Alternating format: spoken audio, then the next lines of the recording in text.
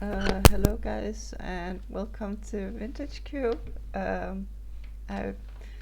joined the game before starting the recording, so yeah. Okay, so in this pack, Bitter Blossom is a pretty strong card. Liliana of the Veil is a pretty strong card. I do think Kroxa is a pretty strong card. Shelduck is really good if you want to be blue. Steamvents is a pretty amazing card as well. Fireblast is pretty good in aggressive decks, along with Thalia. What do I feel like? I feel like taking Thalia, actually. But maybe it's best to wait to see if she comes around and take the Bitter Blossoms. Yeah, let's try taking the Bitter Blossoms. Normally I would probably take the Shelterguile or the Steamvents, just because I think it's good to start with the land.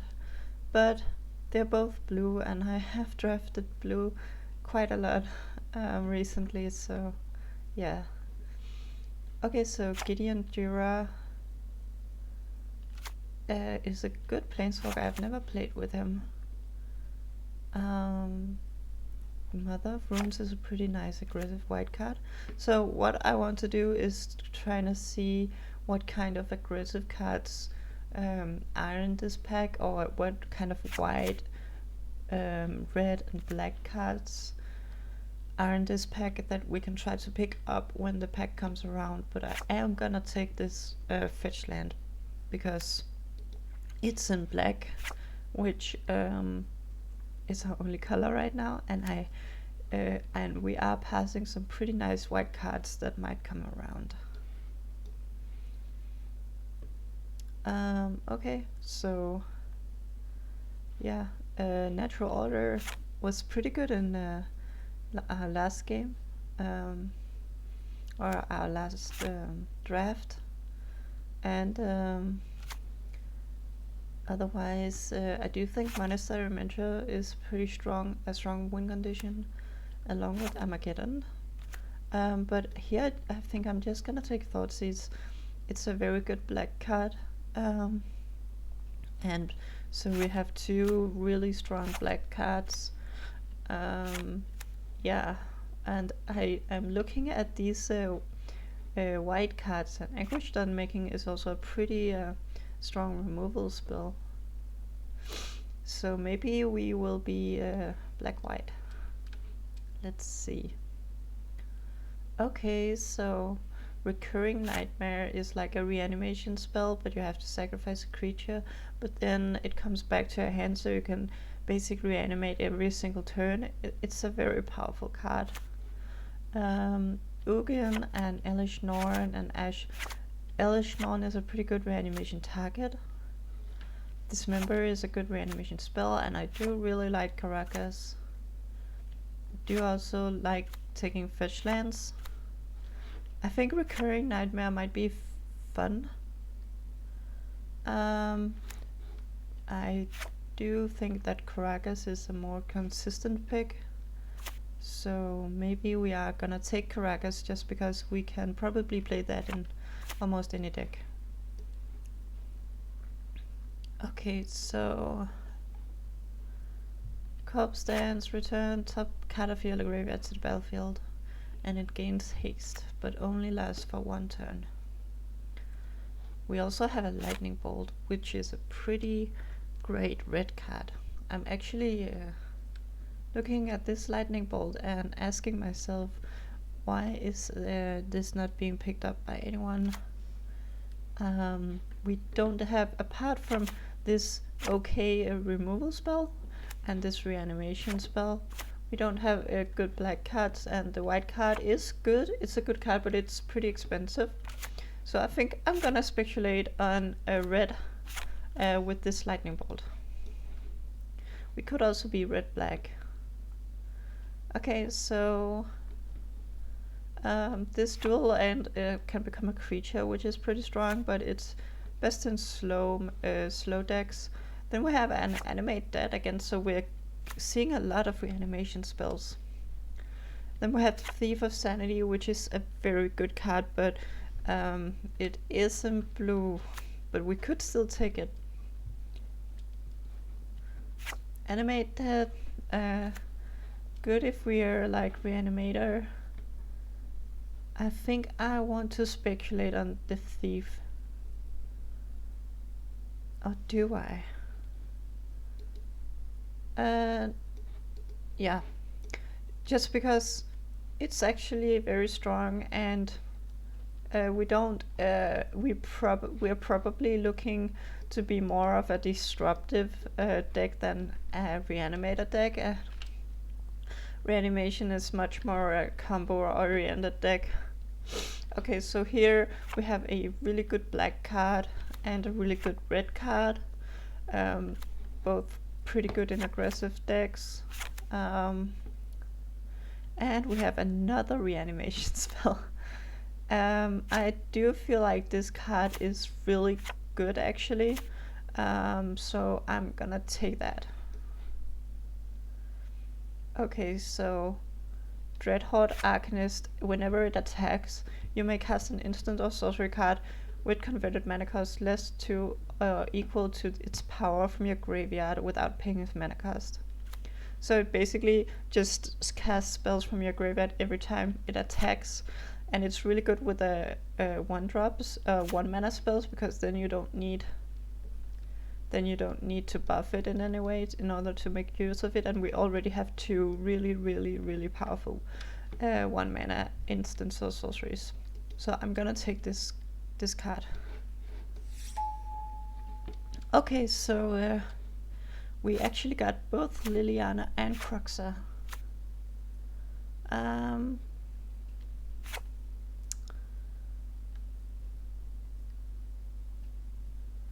I do think it could be fun to play Kroxa actually, but I'm a bit worried.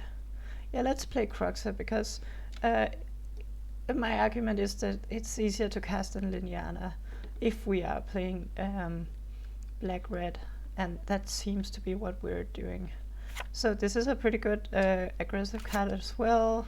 It's better in the sideboard. Okay, so we have some good dual lands. I'm gonna take this dual land because that may let us play Thief of Sanity. Okay, so this card can sacrifice goblins to deal damage. So maybe, and we are playing red, so maybe we'll get a lot of goblins. Okay, so Corpse Dance, let's just take that. Needle Spires could be interesting if we end up playing white, and we actually got the Regisaur to come back. Okay, so both of these black cards are very mana expensive. Deck Phaeton is a really crazy good card, but if we end up playing blue, I think it's gonna be a very light splash, maybe just for Thief of Sanity. And that's a big if, because I have no idea if we actually end up being blue. Season's Pyromancer is a pretty good red card, but I expect a card like this to come around because not a lot of people are drafting aggressive decks. So I think we should just take the Chrome Mox. You have to exile a non-artifact, non-land card from your hand in order to play it, but it taps for mana and you can play it on turn 1. Like it's free, so it's pretty strong for getting all your cards on the field pretty quick. Okay, so a lot of good cards right here. I think we're gonna take Dark Confidant just because it gives us an extra card each turn, and if our converted mana cost, our average converted mana cost is very low, then it actually doesn't hurt too much. Chain Lightning is really good. Shrine of Burning Rage is really good. Let's hope one of these comes around. Prismatic Vista is also okay. Yeah, let's take that Confidant. Okay, I mean, let's just take the Red Black Dual Land. We don't have a lot to wheel from this pack, unfortunately. Although we could just end up taking a pitch land.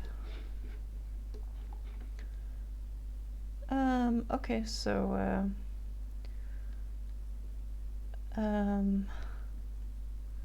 well, Strider is okay, not crazy good.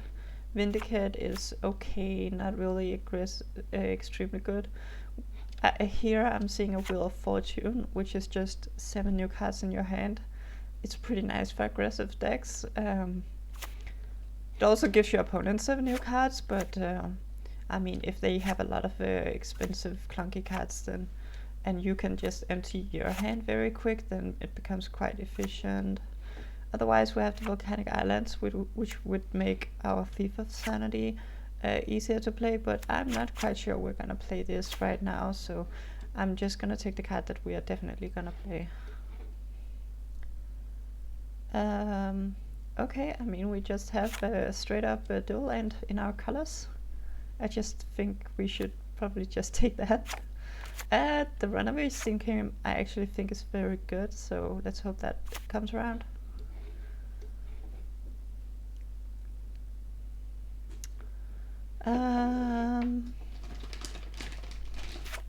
This card seems very bad. Wow, okay, not a lot of good cards for us. This is like pretty mediocre.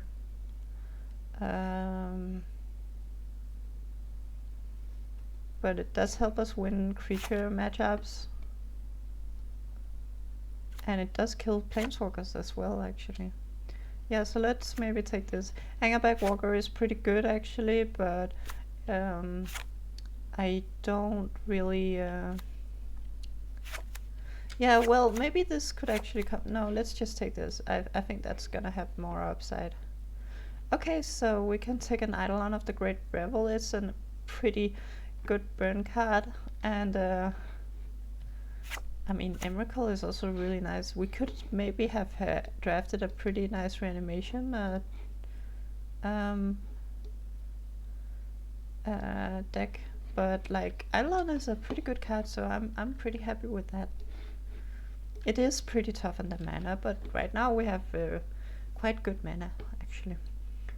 Rakdos' Return, also a pretty nice Rakdos card, so let's just take that. Okay, so this guy came around. I don't see anything better, so let's just take the card. I would really like more 1-drops, but what can you do? Yeah, let's take this Shrine of Burning Rage. This is a pretty powerful burn card. Yeah, let's take the Banefire. It's like good at finishing games. Probably not looking to play it in the main deck. Woe Strider is okay if we need more creatures. Okay, so we got the Steamkin. Land tax we do have some white lands, so maybe we end up...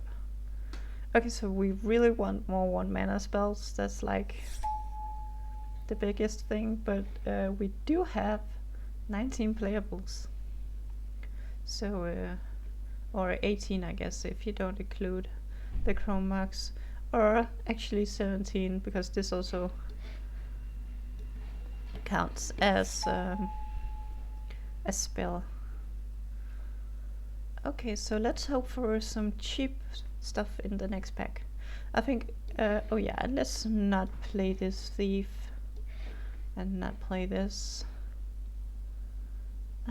Cheap stuff, well, so we have a lot of good cards actually.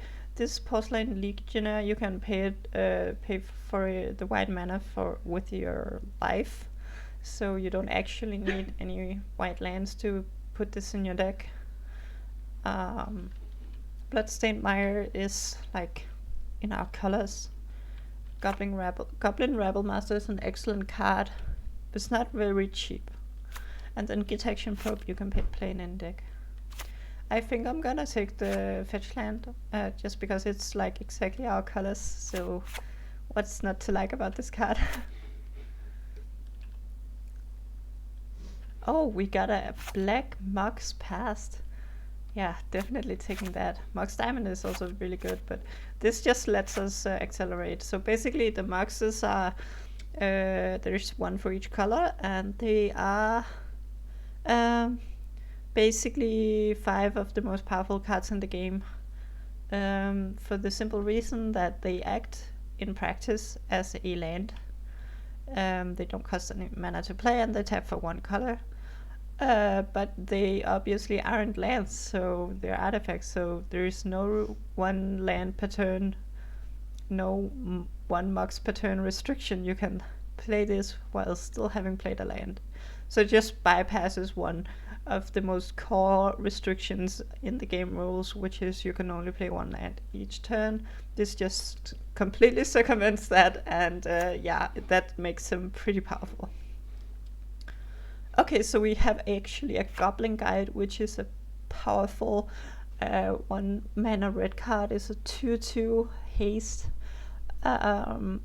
And it has a downside. It can sometimes give them an extra land in hand, which is bad, but like, it's pretty good.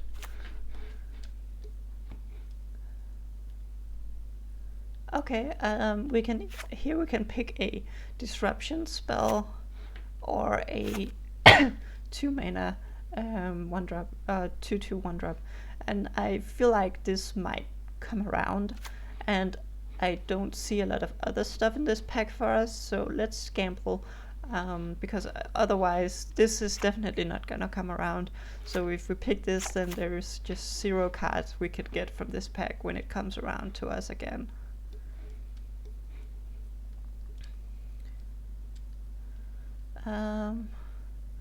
Alright, so I don't see us, there's some pretty late dual lands going on here, but I don't see us really needing to go into white. I think we're pretty comfortable in being black-red. That being said, there isn't any really good. This is a reanimation card. It's not really for aggressive decks. I do think we should just take the Siege Gang Commander because it creates a lot of goblins.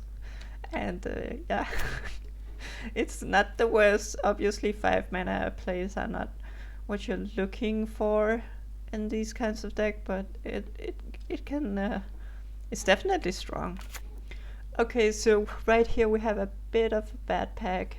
We can either go with this card that draws us 2 cards, or we can go with this card that takes a card from our library and puts it on top. I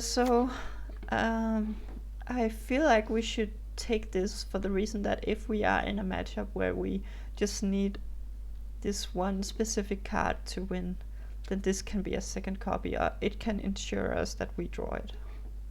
So not putting it in the main board, but playing it in specific matchups. Okay, so Kolaghan's Command is a pretty powerful Rakdos or blue-black, red-black, sorry, spell. Primarily because it just can destroy 2 artifacts for 3 mana, which is pretty powerful. So let's just take that. Alright, I mean, Abbot of the Carol Keep is a pretty good aggressive creature. Not a 1-drop, but still pretty good. Otherwise, there's actually a Rishadan Port, but I don't think we are gonna win games by our having more mana than our opponent, so yeah. Okay, so the Rabble Master came around, and I am actually gonna take this because I do think it's a pretty powerful card. It creates a goblin each turn, and then it can attack for a lot of damage. So this is just a very fast clock. Can win the game by itself. Should we take a shield breaker to destroy artifacts or a heartless act to destroy creatures? I feel like we should take a... That's actually a good question. Let's take...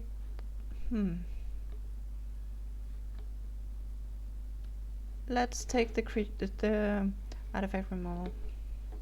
Oh, I guess we got a 2-mana creature removal spell, which is Rigmor. So, yeah. Okay, so we got the 1-drop. That's very nice. And this can be good for killing planeswalkers. Splinter Twin is also pretty nice though, but let's take this one. Guess this card is more playable. Okay, so how did we end up doing? I feel like we got a lot of cards, but let's see. So if we remove all this stuff, we have 24 playables. Oh, and this also counts as a land. So that's 24, so we are actually pretty close to our deck already. Definitely not gonna cut any 1-drops, and then we have a Bitter Blossom, Dark Confidant, an Abbot, Dreadhawk Arcanist. Dreadhawk Arcanist doesn't have a lot of good targets. It does have these 2 discard spells and a Lightning Bolt, and this Artifact Destruction, so that's 4 pretty good targets. Or should I say 4 really good targets, actually. So, yeah. But we don't have any way of making it bigger. And if we don't have any of those cards in hand, then it's a 1/3. Or if we don't have any of those cards in the graveyard, then it's a 1/3. So maybe we aren't playing this immediately. Okay, so there's also a question about these two guys. I do think that they're pretty good actually, just as top end. We have a lot of goblins, actually. Like these 2 are goblins. Then we have the Goblin Rabble Master and the Goblin Guide. Okay, so maybe not a crazy amount of goblins. But I do think, well, let's see. So we're definitely not interested in running a ton of lands in this kind of deck. So let's...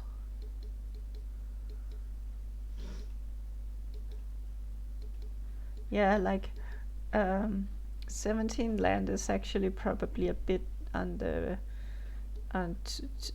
high end. Like that's probably too many. 16 is probably what we should aim for, including these.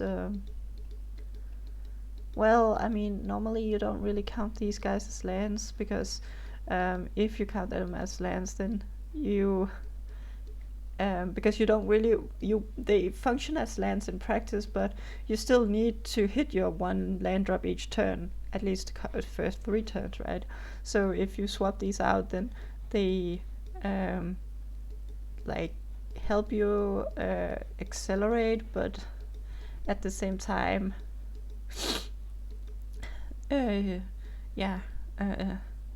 like keeping a 1-lander and having 1 land in hand plus a Mox Jet lets you accelerate on turn 1, but then on turn 2, if you don't have a land drop, then this Mox Jet just became a basic land.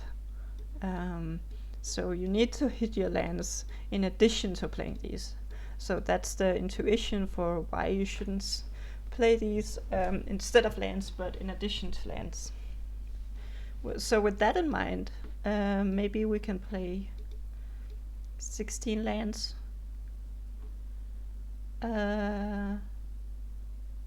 Plus these 2, so that becomes 18.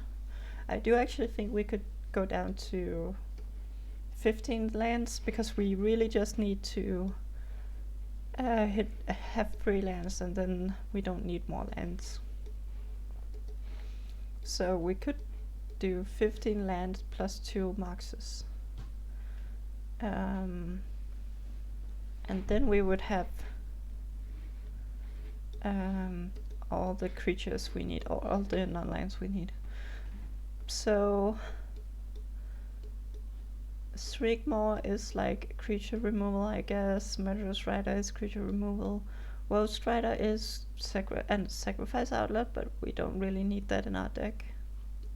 Direfleet Daredevil is not necessarily a bad card, actually.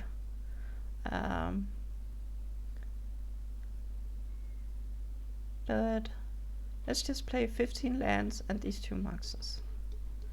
So put these guys in. Put these guys in. So this can go get the bad lands. This is just pretty good no matter what. Okay, so let's see what it suggests. It suggests 3 swamps and 6. So right now we have 1, 2, 3, 4, 5, 6, 7, 8, 9 black symbols, and we have 1, 2, 3, 4, 5, 6, 7, 8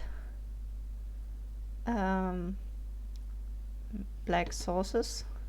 And what about red? We have 1, 2, 3, 4, 5, 6, 7, 8, 9, 10, 11, 13, 14, 15, 16, 17, 18, 19. So double the, like, almost more than double the number of black symbols. And how many sources do we have? 1, 2, 3, 4, 5, 11. So 11 red and 7 black. That sounds about right, actually. That sounds about right.